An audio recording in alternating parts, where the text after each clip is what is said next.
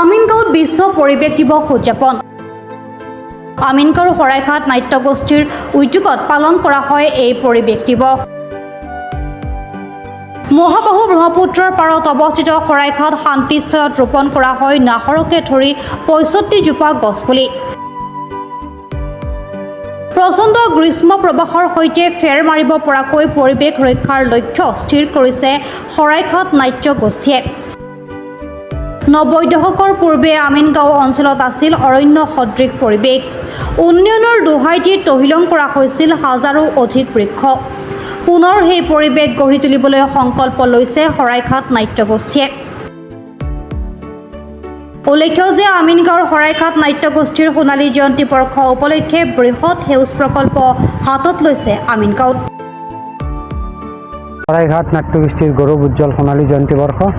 এই সোণালী জয়ন্তী বৰ্ষৰ লগত সংগতি ৰাখি আজি এই বিশ্ব পৰিৱেশৰ দিৱসৰ দিনাখন আমি শৰাইঘাট নাট্যগোষ্ঠীৰ লগতে আমিনগাঁওবাসী ৰাইজ তথা প্ৰকৃতিপ্ৰেমীসকলে আজি এই আমিনগাঁও শান্তিস্থল শ্মশান প্ৰাংগণত আমি ৬৫ জোপা গছ ইয়াত ৰুইছোঁ। মই সমগ্ৰ অসমবাসীৰ লগতে ভাৰতবাসীক এটা অনুৰোধ জনাম যে বৰ্তমান যি উত্তাপ, যি প্ৰখৰ তাপ বৃদ্ধি হৈছে, ইয়াৰ কাৰণে আমাক গছ গছনি লাগিবই, কাৰণ গছ নাথাকিলে জীৱকুল জীয়াই নাথাকিব। সেইকাৰণেই সকলোৱে এজোপাকৈ গছ ৰুৱক আৰু এই বিশ্ব পৰিৱেশ দিৱসটো আমি প্ৰতি বছৰেই এটি ডাঙৰ উৎসৱ হিচাপে আমি পালন কৰিব লাগে, কাৰণ এই উৎসৱ আমাৰ এনেকুৱা আমাৰ জীৱনৰ লগত জড়িত। যদি আমি গছ গছনি নোৰোঁ বা গছ গছনি নাথাকে হয়তো আমি বেছিদিন জীয়াই নাথাকিম। বৰ্তমান দেখিবলৈ পোৱা গৈছে আমাৰ প্ৰকৃতি প্ৰায় ধ্বংস হৈ আহিছে, কিন্তু আমাৰ প্ৰতিজন নাগৰিকৰে আমাৰ একোটা দায়িত্ব যে প্ৰকৃতিখন জীয়াই ৰখা আৰু প্ৰকৃতিখন উন্নতি কৰাৰ ক্ষেত্ৰত যদি আমি অলপ কষ্ট কৰি এজোপাকৈ গছপুলি ৰোপণ কৰোঁ তেতিয়াহ'লে প্ৰকৃতিখন আমাৰ সুন্দৰ হ'ব। আজি জীৱকুল বিশেষকৈ চৰাই চিৰিকটি আমি দেখিবলৈ নোপোৱা হ'লোঁ, কাৰণ য'ত গছ গছনিয়ে নাই চৰাই চিৰিকটি থাকিব ক'ত?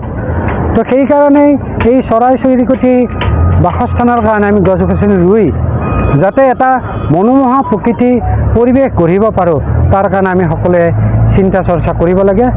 আৰু মই আজি এই শুভক্ষণত সমগ্ৰ অসমবাসীৰ লগতে ভাৰতবাসীক অনুৰোধ জনাইছোঁ যে আপোনাৰ জীৱনকালত অন্ততঃ ৫ জোপাকৈ গছপুলি ৰুই আপোনাৰ জীৱনটো সুন্দৰ কৰি তোলক আৰু প্ৰকৃতিক সহায় কৰক। আমিনগাঁৱৰ পৰা মধুমাধৱ দাসৰ ৰিপৰ্ট, প্ৰাতঃ টাইম ডিজিটেল। শদিয়াৰ পৰা ধুবুৰীলৈ, বৰাকৰ পৰা ব্ৰহ্মপুত্ৰলৈ সকলোৰে মাজত চিনাকি এটা নাম প্ৰাতঃ টাইম। থলুৱা ভাষা, কৃষ্টি আৰু সত্য বাতৰিৰ আধাৰত প্ৰতিষ্ঠিত খবৰ প্ৰাতঃ টাইমৰ প্ৰতিটো বা বাতৰি পুংখানুপুংখভাৱে চাবলৈ Facebook, YouTube, website, Twitter, Instagram আৰু ব্লগাৰ পেজত লাইক আৰু ফ'ল' কৰক